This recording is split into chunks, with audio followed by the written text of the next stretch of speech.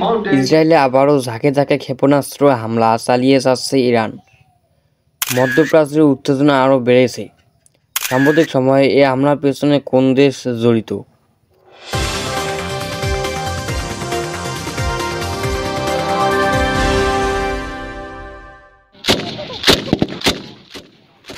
মধ্যপ্রাচ্যের উত্তেজনা আরও বেড়েছে।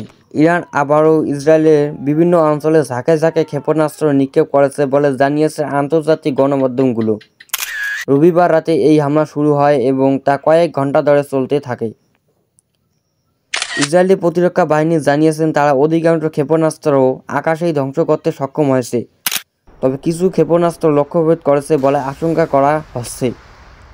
এতে কয়েকটি স্থাপনা ক্ষতি হয়েছে এবং কিছু মানুষের আহত হওয়ার খবর পাওয়া গেছে।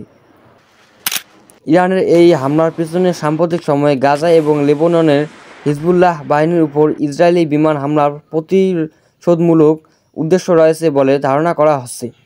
বিশ্লেষকরা বলেছেন, এই সংঘাত আরও বিস্তৃত আকার নিতে পারে যদি উভয় পক্ষ উত্তেজনা প্রশমনের পথে না যায়। জাতিসংঘ ইতিমধ্যে দুই দেশকে সংযত থাকার আহ্বান জানিয়েছেন।